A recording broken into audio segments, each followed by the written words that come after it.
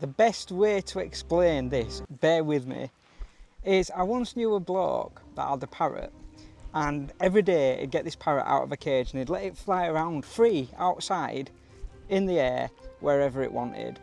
And the parrot in that moment probably felt like it were free. And then every night he used to go back in his cage and the door would be bolted and he'd have to sit there and wait till he could fly free again. For the parrot, this is a massive problem.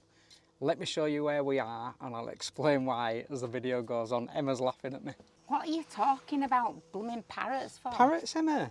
What are you on about? Parrots are free, they fly free. And you keep turning these fans up. I'm I know. literally, have you seen me? I'm melting. I know, because it makes a right racket, I'm like Emma, off that film, The Snowman. I'm literally, I am melting. It's every time he wants to film, he turns the fans off. My mate had an African grey parrot, I think it was, and every night he used to let it fly free and he used to put it back in his cage. That's all I'm telling you. That's all I'm talking about. I'm just going to say to you now, I've no idea what he's talking about, but I'm pretty sure that you're going to see some really like fandangled. It's going to be epic. You're going to put all sorts of overlays and stuff like, yeah, I thought you might Absolutely do. Epic. Anyway, let's It's show you where we are. Flying that world, Emma. Ignore his parrotness. We'll show you where we are. I'll show you where we are. Just ignore him. I don't know what he's talking about. Right, you need to shut up trying to tell me what to do. Hey, listen, you're trying to tell him about a toilet block, Emma. Nobody's interested. Nobody's interested in you. Nobody cares He keeps at all. telling me off because he keeps saying you're talking too much. Shut up, you. We know what I'm doing. Anyway, I'm more interested in parrots, this is where, Emma. ignore Have him. I switched on? I wish you wasn't. I'm not even checking because I wish he wasn't. Don't forget to He's tell him how driving much me you love it, Emma. absolutely mad. I'm not even going to tell you what he's saying. He's driving me absolutely insane. I'm going to walk away now from him because he's driving me absolutely potty. That's it, keep this walking. Little park up. Reece, shut up. This is what happens when you spend too long with somebody in a van. This little park up, it's just a car park. It's not fancy, although it has just got toilets now that's been added. Reece is going to go mad for me saying that. He's like, stop whittering on about toilet. We absolutely love this place and we would love to be able to stay here longer, but there is a reason why we can't stay here longer. We only ever tend to get a few days, week max, and there is a reason why we can't, which is part of this vlog, and we're going to explain that. We explained in the last vlog, we have these little haunts that we go to, where we kind of meet up with some friends and things like that, and then the rest of the time we don't have any destination. We're just kind of travelling through and figuring out where we're going as we go along. But it's nice to have these little places where you feel a part of a community, and I feel like that here. It's absolutely fantastic.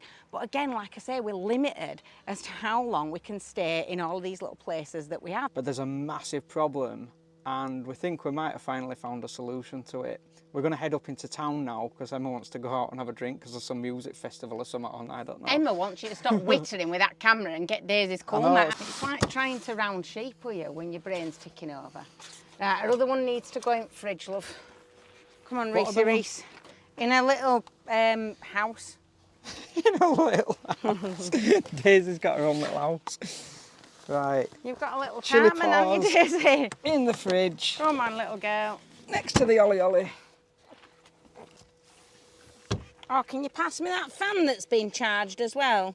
Just need to get Daisy's fan going.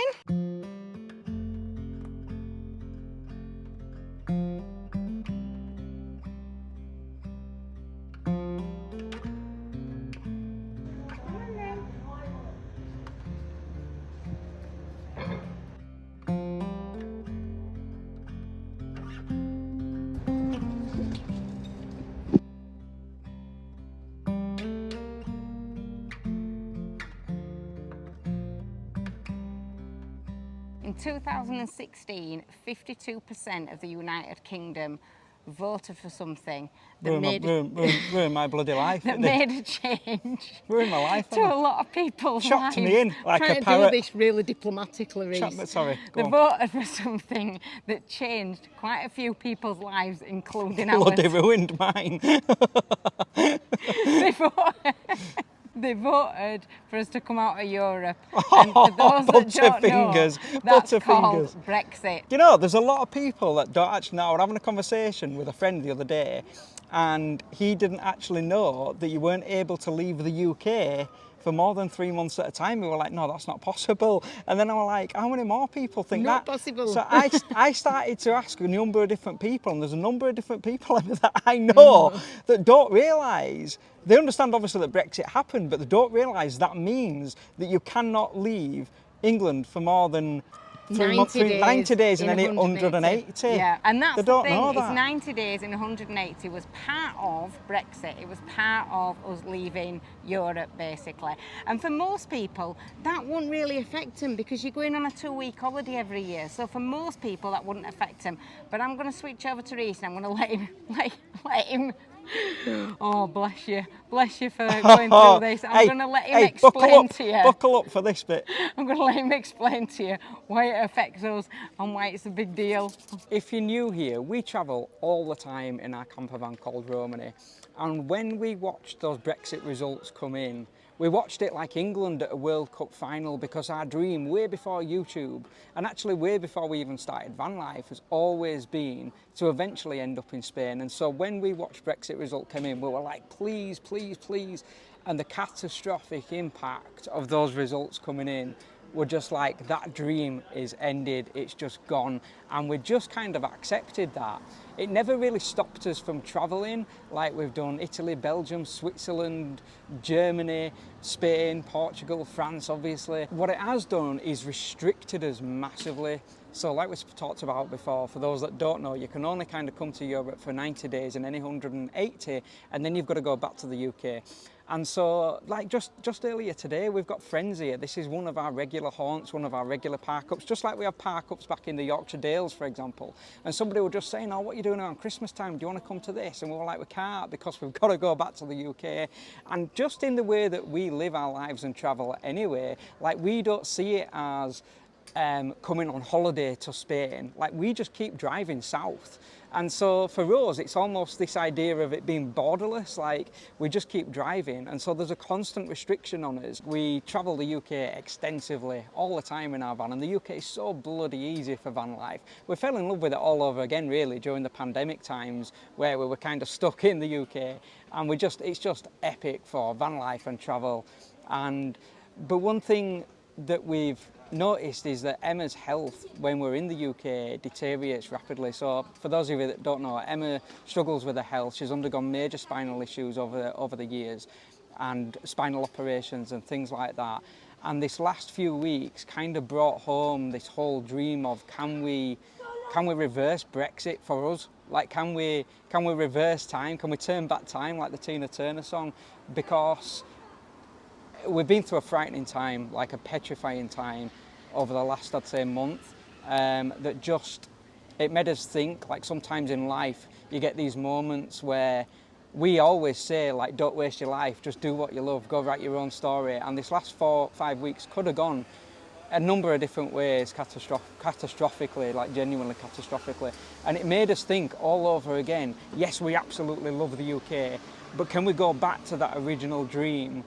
And can we get rid of Brexit for ourselves? It also got us thinking, like I always say, and it's almost like a running thing on Romany Pirates, that I'm well known for saying van life is easy in the UK, and that's because it is. In 14 years, we've never had the knock, we've never been moved on, we've never failed to find a park up anywhere at any time. And so for us, it's easy. I know that's not the case for other people, but for us it's easy. But as the UK, how can I describe it? As the UK landscape keeps changing more and more, and you end up with a camera in your face here and a camera in your face there in every motorway you go down, it makes us think, do we actually trust the UK to be our future in 20 or 30 years' time? And the honest answer to that is no, we don't. We don't know what the future of van life holds for the UK. Europe is a different animal altogether. And you'll see in the next few vlogs in this series called Wanderlust how easy van life is in Europe. Could that change in the future? Yeah, but you just have to go with what you feel and what you see right now and begin to lay those foundations.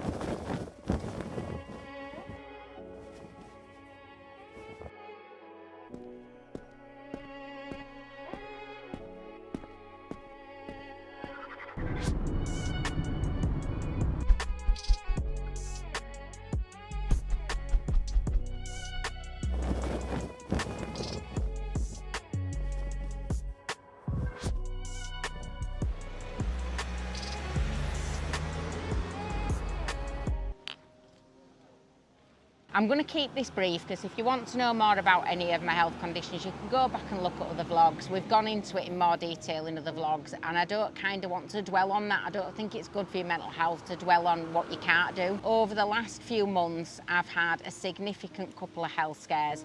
One has been around possible melanoma and one has been around possible stroke, and all of that together was because I had a mole that had changed significantly. It had gone into a square shape. It was very odd looking. I had to have that removed. It took quite a big chunk away of that to send it off for testing, and that was the only way of possibly knowing what it was because of the type of way that it looked or whatever. I don't really fully understand it. And I had to have a CT scan, and so we've been waiting for the results of both of those. I'm going to say straight up, because of the fact that we've had such amazing comments off people, really supportive, and I want to put your minds at rest. Both of those have come back clear. I do not have melanoma, I've not had a stroke. So that is amazing, it's absolutely brilliant, but it doesn't change the fact that over the last few months I've had a lot of significant decline in my health. I've been really struggling with severe headaches, really interrupted sleep. I'm going 4 or 5 nights at a time without any sleep. Even standard normal medication, which I try and avoid because I have a lot of side effects and things like that. But I've tried it and it's not worked. I've tried all sorts of alternative stuff. None of that's been working. The key thing, I think, has been removing myself away from stress. That's what's been needed. And that's what we've done by just hitting the road. That's what we know. That's what we know best. And so we've hit the road and we've come away, and that will help me ultimately to kind of relieve that stress. Living like this, I don't like to dwell on stuff like this, but it's shit. It's really shit. Trying to put your best foot forward all of the time is hard sometimes. And I like to do that because it keeps me going. It keeps me focused on the positive. I think mind over matter is a massive thing with health, especially with autoimmune. But fighting every single day at the times when you feel like you just can't fight anymore is really hard. And sometimes you just feel like curling up in bed, you know, and sometimes you have to do that, and sometimes it's really difficult. But I am relieved that those two things have come back clear. That's fantastic. However, it now means that my autoimmune is the answer for everything that I've been struggling with, which is a downside because there's no answer to that really, medically. Obviously, I have ME, we know that. I have fibromyalgia, we know that. I have suspected MS, can't get a diagnosis for that at the moment because of the fact I've got metal in my spine, can't have the regular kind of diagnosis process that you would go through. So, few reasons for coming to Spain has been that there is an amazing MS clinic here that does complex diagnoses, so I'm looking into whether we can possibly afford that or not. It does come down to financial with that. But I feel that they might be able to help, and there might be then alternative medical treatments that I might be able to look at and see if I'd be willing to do those. And basically being here in this area, being in this area of Spain, I think it's to do with the pressure combined with the heat. It just sort of resets me. It doesn't take everything away, I'm not saying it does, I'm not going to lie to you on that. But it does help massively, absolutely helps massively to relieve a lot of my pain, to relieve a lot of my sleep issues. It just kind of almost gives me a bit of a reset. And having to leave here and not being able to be here as long as I'd like, it is frustrating. I think that's plenty enough wittering about health and all that sort of thing. Come on, C-3PO. So I'm going to start calling you C-3PO from Star Wars. Why C-3PO? I don't know. Just seems to fit with you. Right, we're going to get on to telling you now and explaining what are we going to do, why are we going to do it, how are we going to do it, why don't we pick other ways of doing it, how are we going to do this? How are we going to do this? Right, let's come on, C-3PO. Let's explain. So that's kind of two simultaneous reasons why we're going to do this, why we're going to, we'll call it reverse Brexit for ourselves, if you like. And again, that's not to bash the UK or anything like that. We absolutely love it. It's just, obviously, with Emma's health, like you now understand, and also this idea of not having to return for the every 3 months kind of loop. Having no borders, innit? Having no borders, choice. basically. So that brings us on to how are we actually going to do this?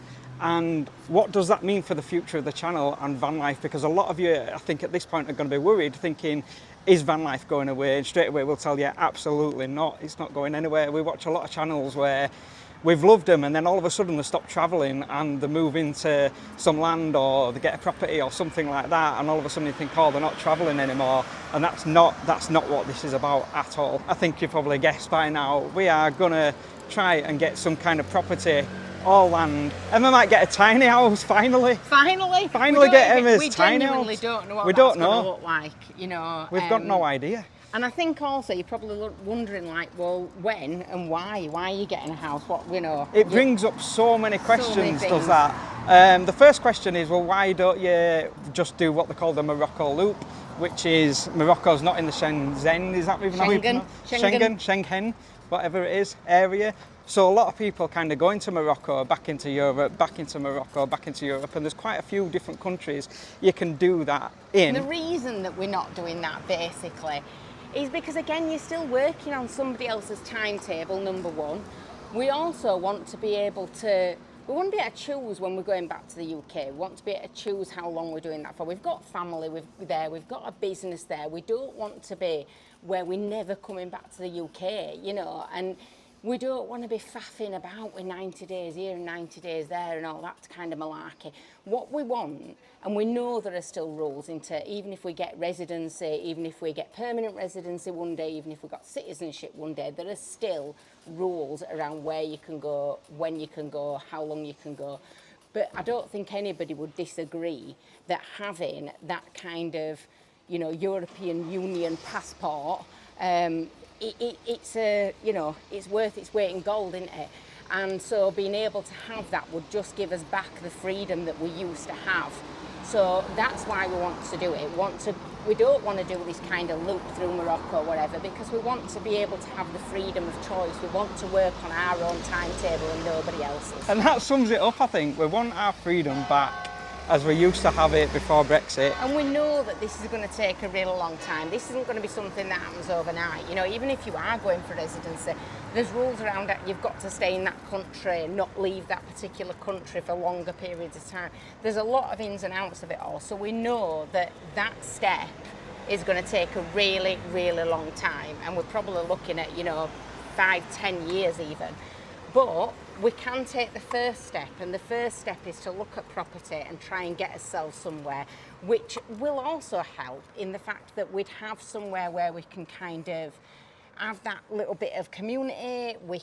I can rest properly somewhere. I've got a bit of a base to be able to rest a bit. You can't even really nap during the day here. Look at me wanting to nap. I like the siestas. But you can't really do that when you're in a van because it's too hot. But it's never going to stop us from coming back and travelling around the UK. We're just wandering back to Romany now to get something to eat. But yeah, we can't emphasise that enough, because I think a lot of people will be panicking and sort of going, oh, that's the end. That's the end. Don't panic, Mr. Don't Moaning. panic. Don't panic. That's the end of travel. That's the end of van life as we've known Romany pirates. I guess firstly, I've said this loads of times on vlogs, we don't class ourselves as van lifers. I'm going to talk about that in another vlog, the difference between van dwelling and van travel. We travel, we absolutely love travel, and we live for the open road, as we said on the last vlog. Like, that to us is home. The open road is home, and it always will be. We started off with a canal boat. We thought we'll get a canal boat and we'll live on the canal. That didn't work. And so it's always been about the road. And what we mean by the road is the travel, the nomadic lifestyle. You know me, I don't like putting things in boxes, do I, Emma? Fast-paced as well. We like fast-paced. We do, yeah. And that's never going to change. That's never going to change. So just because we end up with a little base in Spain, hopefully some land, some kind of off-grid land maybe, or something like that, which I know... Do you know what we'd like your opinions on this sort of thing as well, because there's a restaurant here for sale. Yeah. Look at that. Get that, Emma. Are we best off looking at like an apartment, or are we best off looking at a house, or are we best off looking at some sort of land? I don't want to be a farmer. I'm not, you know, physically equipped to do that sort of thing.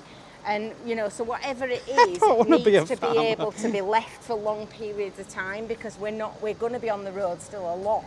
So whatever it is that we look at needs to be able to be left, or be able to kind of be self-maintaining.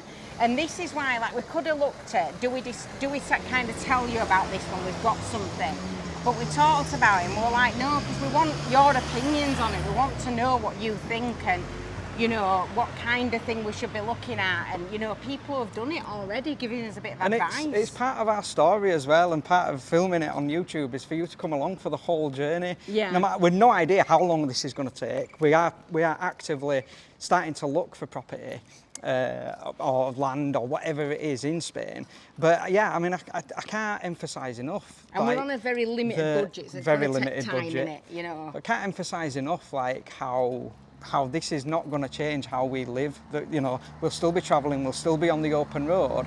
It's just that when we're out here, hopefully without the 3-month rule, that Emma will, in particular, have a place to come back to for a couple of weeks at a time, however that's going to look, to be able to really kind of just get her health on track. If we can kind of remove those restrictions that are on us right now, it's going to give us the opportunity to actually be more free and on the road more and not limit where we can go as much.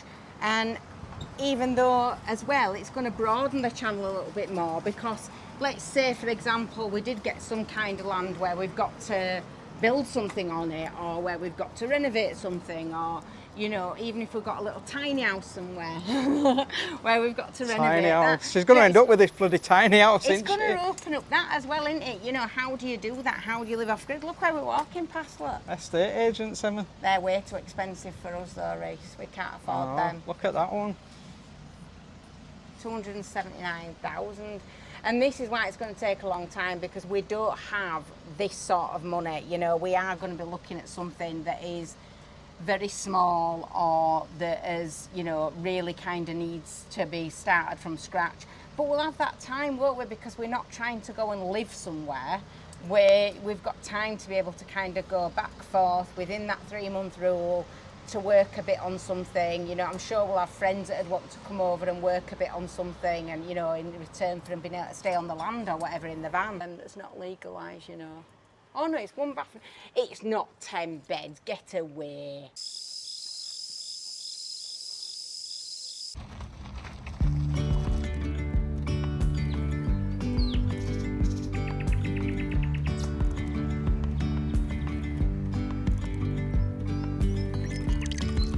Yesterday there was sun and there was rain, beauty in the mundane. And as the light startled our eyes, we let go. Before Brexit, a lot of people don't know this, honestly. We had freedom of movement, and so we could have just moved to Spain, but we weren't in a situation to do it back then. I'm not one of these that thinks we should have another vote in the UK. Like, the UK public voted, and that's what the vote is, that's what it stands, and so I don't think we should have another referendum and all that kind of stuff. But that doesn't mean that Emma and I can't try and reverse it for ourselves, and we can't try and do something for ourselves. You know, that's a completely different situation. We will always love the UK. As we've said before, we've got friends, family, our business there, and we love the UK. We love travelling the UK, and that will never change either. This is just about Emma and I giving ourselves a second chance at the whole freedom of movement thing, and to be able to travel the open road without counting the days. Like, you're always counting 90 days and you're on your little calculator working out how many days you've spent that year, and all that kind of stuff just goes away. We can't just move to Spain in Romany, for example. So again, I don't know how much people know about this, but in order to move to Spain and eventually get residency, and hopefully one day in the future get citizenship, you need some kind of property. That's just a stipulation. And so we probably are looking at land with a tiny house on it. That's probably what we're looking at. The whole thing, as we've said, is kind of twofold. It's to be able to travel the open road without worrying, and of course it's about Emma's health. And I don't think anybody realises, I know Emma tried to explain how frightening this actually was. You know, we didn't know what we were looking at. We didn't know whether we were looking at cancer, stroke, things like that. You're talking about big life things, and it was frightening. It frightened us. And as we always say, you know, you don't live forever, do you? And I know Emma wants to do like a video talking about that while we're over here, but you don't live forever, and it's something we always say. And it's kind of almost time to push that to its limits. It's almost time to, what's the saying, like to do what we always say. There's a saying in that I can't bring to mind at the moment, but to do what we always say, you know, to walk the walk and not talk the talk. which I think we do anyway, but this is pushing it to a different level altogether, isn't it? And Emma, you know, Emma's one of those people, she's just got such a strong spirit. It's one of the reasons I love her so much. And, you know, Emma came away on this journey. We set off onto the open road with not knowing the results, you know, and Emma were like, what we're going to do, sit around for 6 weeks twiddling our thumbs while we wait to see what's going on, or do we do what we do best? And we hit the open road, and so we hit the open road. But it's one of those where, yes, it's about freedom of travel, but it's also about Emma's health. It's about, right, where does Emma feel the best? And this is where she feels the best, and we'll make it work. She'll probably end up with a tiny house as well that she's always wanted, won't she? You know, and so we'll make it work. You know, I'm one of those that, like, you'd do anything for the one you love, wouldn't you? And there's no distance that I'm not willing to travel, and there's nothing that I'm not willing to do to make Emma even feel slightly better. And if it makes her feel slightly better, then that's what we're doing, we'll make it work. And people might go, oh, Reece, it's impossible, you know, for a number of different reasons, including our current financial situation, which is very, very different. It's changed, which we'll talk about in another vlog, but we're in a very different financial situation, which makes things a lot more complicated. But I'm one of those where there's a way, isn't there? There's always a way. When things seem impossible, there's always a way to make it possible. You know, you look at the way that we live and travel now, like 10 years ago, that looked absolutely impossible, and we started, you know, building it up slowly. And out of the impossible, we made it possible. So we'll do it, we'll find a way, and we'll make this work. And so I guess it's time to set the parrot free, innit? Coming full circle, or at least try to set the parrot free. And so now you know why we're in Spain, now you know why we're here. And it's not, the coming up vlogs aren't just going to be all looking for land and stuff like that. We'll throw some of that in so that you can be part of that journey. We've got so much coming up that we're so excited about. And yeah, I guess let the search begin. Thank you so much for watching, and we will catch you on Friday at 7 p.m. And until then, as always, keep writing your own story.